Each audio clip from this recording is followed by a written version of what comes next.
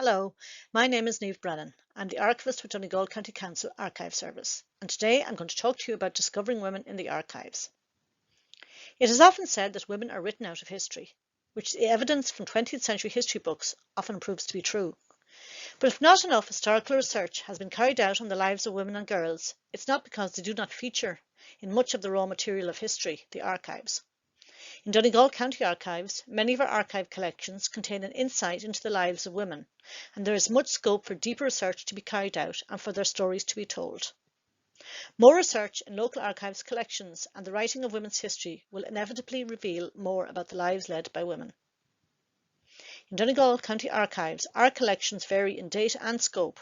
Some date as far back as the late 18th century, for example our grand jury collection, while other collections are more recent, for example our school records.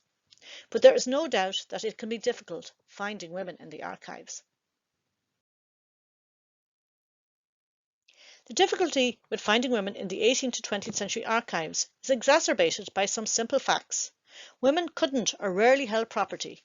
They changed their names on marriage. They couldn't vote. They rarely held public office or had their own business.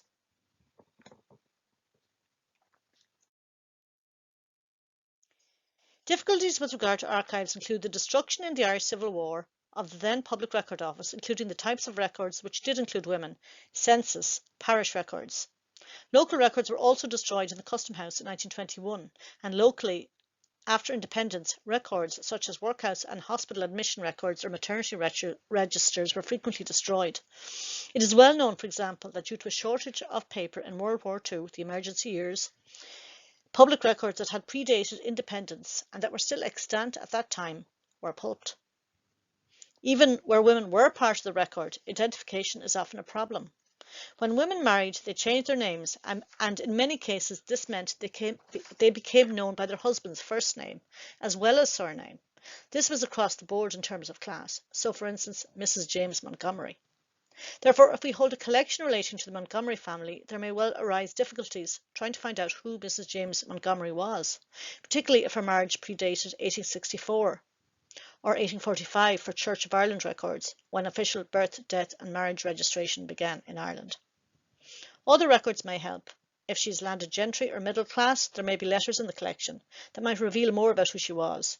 Harder still, of course, for us to discover who the women of lesser means were, the wife of the husband deemed to be the occupier in Griffith's valuation, for example, or owner, the wife of the man who paid his tithe, the wife of the man who owned a business, etc.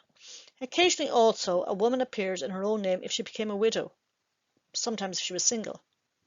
She might be the main occupier or head of household in these cases, and she might appear so in surveys or rentals, such as these rentals from the Murray Stewart estate. Women feature in electoral registers from 1898, when under the Reforming Local Government Act they could vote in local government elections and stand for some elections. However, the numbers of women registered before the foundation of the Free State are very few. They can appear in valuation registers, usually as occupiers, sometimes as owners or leaseholders, usually if single or widowed. The well-off, landed or upper-middle class women can be found in legal deeds, including marriage settlements and wills, sometimes in leases and mortgages. Otherwise, they may seem to be virtually invisible in history. But there are many other archival collections, including in County Donegal, that shine a more powerful light into the private and public lives of women. So where can we look for women in the local archives? Primary or national schools in the county have been depositing their archives to the county archives for nearly 2 decades. The key series are the roll books, registers and inspectors' reports. Women can be found as children in school roll books and registers and as teachers in the inspectors' report books. The National Education Act, which set up education commissioners in 1831, created official national schools in townlands across the country, and including in Donegal. Some of the registers we have collected date back to the 1850s, though most date a little later than that. They often served as an unofficial census, as they listed the children, all the children of a family who went to school, and who might not be found in any other official records as they moved to adulthood. So here you see a school from Newton Cunningham, with the teacher here of a very big class on the left. Some registers give information on the employment of their father and all give their townland address and age and school attendance records. Children often missed a lot of school as they would need to work on the farm, mind a sick relative, or were sick themselves. Absences recorded are often as informative for the researcher as attendances. And you see another school here on the left with a teacher and an extract from an inspector's report book there on the right. Sadly, children sometimes died young, and these deaths are sometimes recorded in the registers. They are useful tools in the search for not just the genealogy of a family, but also the social and economic history of a family, a community, and of boys and girls in their lives as individuals. Rollbooks and administrative records reveal the many shortcomings in primary school teaching policy, from gendered school subjects to levels of pay which saw women at the bottom of the salary scale. The Inspector's Report Book contains much useful information about schools, about individual teachers, about children, about the strengths and weaknesses of both, as seen through the eyes of the inspector, the children's struggles in school. The inspector's reports also provide an invaluable window into a locality's experience of poverty, limited access to education, and the inadequacies of the national school system, as much as they do on the subject of the literacy and numeracy of the students.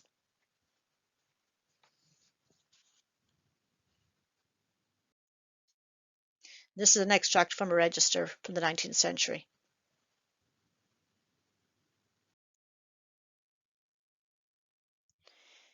The 8 workhouses of County Donegal were constructed under the 1838 Poor Relief Ireland Act.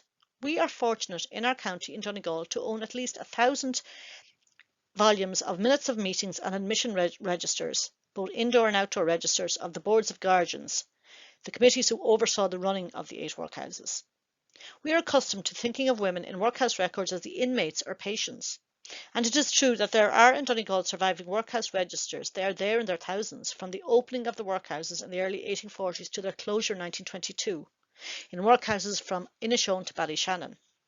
Very often there we see mothers and children, usually without their husbands, who were often on the outside trying to find work or had migrated to Scotland or at times had abandoned their families. In 1866, Margaret McCrory was admitted to Letterkenny workhouse with her 3 small children aged between 5 and 1. She was without her husband James. Margaret's employment was written down in the register as begging. The register doesn't stipulate, but they may have been evicted from their home. They stayed a week at that time. Many families were forced to return again and again. In 1869, the McGroarty family were all admitted again, except for the husband James. This time they stayed for a year and a half. When families were forced by circumstances to enter the workhouse, they were separated and life inside was intentionally made as harsh as possible with hard labour and meagre rations. Resilience and rebellion against an unjust system or intolerable situation is often evident in the workhouse minutes and other workhouse records. Some women, frustrated and angry with their situations, lashed out, and we see evidence of this in Milford's punishment book. Lizzie Carruthers, who was sentenced to 3 hours in the refectory ward for using abusive language to the matron, and she persisted in doing so after being cautioned. This was in 1884. The Letterkenny Board of Guardians, and here you see Letterkenny Workhouse, their minutes include a report on the 1873 incident of the striking of one inmate by another, a woman called Sarah Macaulay, and the decision by the board to have Sarah summoned to Petty Sessions, the local court. It is probable that this was the same Sarah Macaulay who in December 1870 was confined for 6 hours and had her milk stopped for 2 days for exciting insubordination and refusing to work, and who was in trouble again a few weeks later for speaking disrespectfully to the medical officer. Later, Sarah, along with her family, was sent to Canada via an official emigration scheme. Another example of resilience among women in the direst of situations comes from a report in the minutes of Letterkenny Workhouse of a relieving officer's visit to Derryveigh in West Donegal following John Adair's mass evictions of people from their homes in April 1861. The relieving officer described how some of the destitute people who were now camped outside round an open fire refused to avail of the relief being offered in the workhouse. He referred to one elderly woman who said that if she had to go she would, eventually, but she would find her own car to get there rather than take the workhouse one.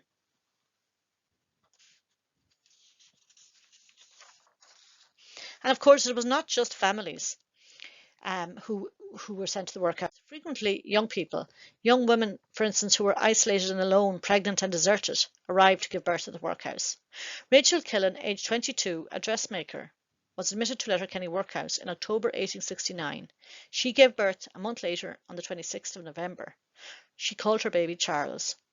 They left the workhouse the day after his birth, to where we can only speculate. The workhouse frequently became the last home of elderly, frail and ill people, such as Mary Moss. She was 80 when she was admitted to Letterkenny Workhouse in July 1867.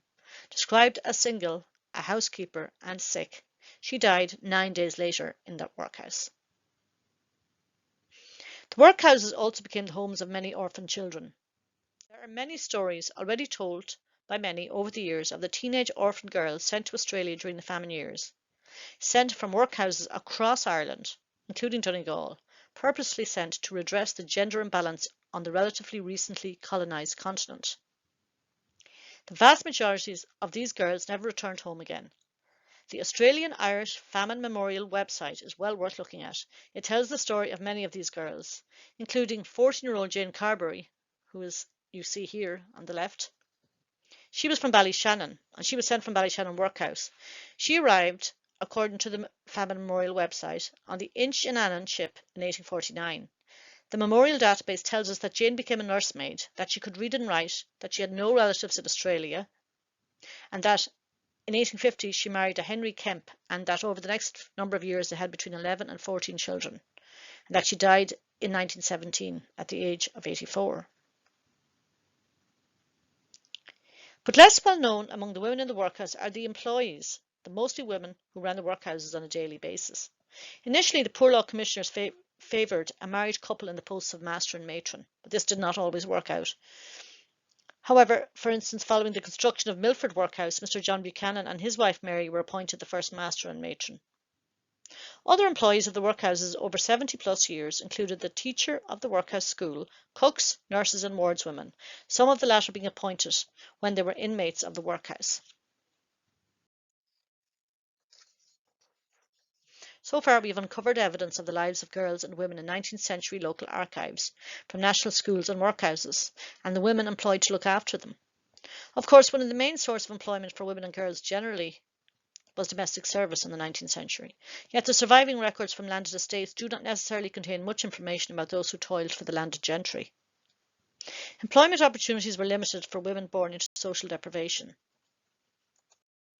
Often they worked in their own home or other homes, farming, cooking, spinning, knitting, gutting fish, some migrating to tatty-hawking or more service in Scotland. During the decade of centenaries commemorating the revolutionary years in Ireland from 1912 to 1923, the little-known stories of women have emerged, including nurses in World War I and members of Common Man in the War of Independence, uncovering the critical roles that such women played and that have been downplayed in the history books. There you see Etna Coyle in the middle there. She was a Donegal member of Common Man and a very important member. We can see much evidence of women's roles in the revolutionary years in the digitised archives of the military archives. Donegal County Archives' recent echoes of the Decade Project included an oral history project on the legacy of this crucial period in our history, and you can view that online on our own website, donegalcoco.ie. The most seen women of recent centuries were the landed gentry, of course. The 18th and 19th century history of the gentry, often the most mundane of their activities in the big houses or comfortable country houses, frequently come to life through the surviving archives. It is true that their lives were restrictive and possibly very dull, and it is often obvious in the letters they wrote to friends and relatives, outlining in some detail the daily events or non-events taking place in the house and community around them. I'm going to show you some photos here, and they include from some of our collections. They include photos of Cassandra Knight, the Lipsets of Ballyshannon, the Groves of Castlegrove, the Steele Nicholsons, and the Montgomerys of Convoy. Many women, of course, were involved in philanthropic enterprises and charity work and worked hard and often passionately. Documents from Convoy House uncover a little-known Ladies' Hibernian Female School from 1843, which was financed by voluntary work of a Maria Frances Montgomery. This is a letter from that small collection. There's also the Ard's Dunfanaghy Bounty Blanket Protestant charity, providing blankets over winter months to those in need in the 1870s. You can view, if we skip some years, you can view the hard work of Edith Rosamond Chichester Hart of Carabala House, Portsalon. In 1931, Miss Hart and Dr. Sean O'Dega organised what was to become Fana's Health Club, District Nursing Association. In her time as secretary and then president, Hart was responsible for a huge amount of work: the employment of district nurses, nurses' salary, providing their accommodation, including building cottages in the area, nurses' performances, ensuring payment of subsidies for the club from the Department of Local Government, and extensive fundraising activities. And you can see the archives of this wonderful collection online on our website. The idea of 19th to mid-20th century women at leisure seems quite alien to us, or we imagine only women of the landed gentry is referred to above. But there are some images and collections in our archives that depict women relaxing at home or engaged in pastimes. Some of these you'll see here.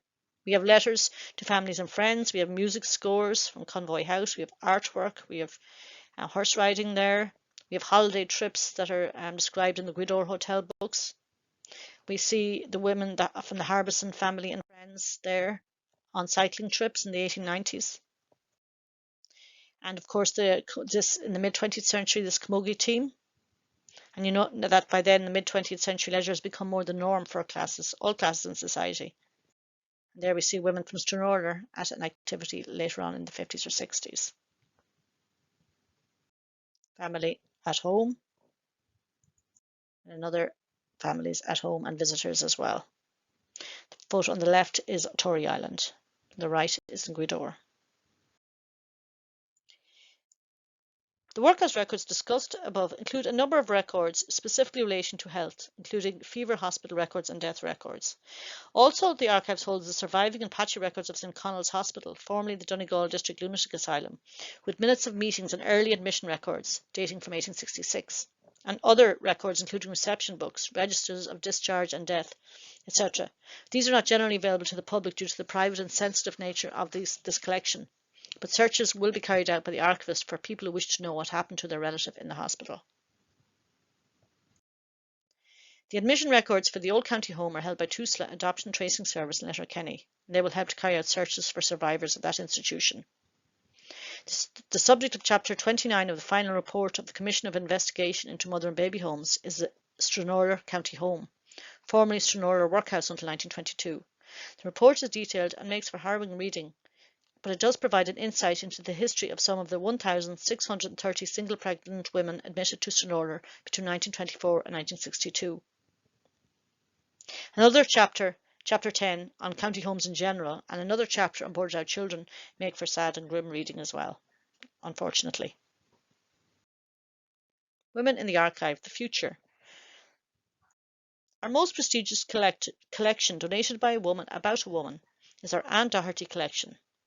Anne kindly donated her fantastic collection of photographs to us in 2018, and we had an exhibition of 74 of these photographs last year. Anne worked as a photojournalist in the late 1990s and early 2000s. She travelled the globe taking heartbreaking and poignant photographs of people in situations of conflict or dire poverty. We hope that our future will be inclusive, telling the stories of women, and men of course, from Donegal, or living or working here, or women with any connection to our county, whether they were born here or lived most of their lives here, or travelled here from other parts of Ireland, or came from abroad, whether they are students, workers, homemakers, immigrants, refugees, the young and the old. We want to hear your stories, and we want to help to preserve your archives. Thank you very much. Find out more about Donegal County Archives at www.donegalcoco.ie/culture/archives. Thank you and happy St. Bridget's Day 2023.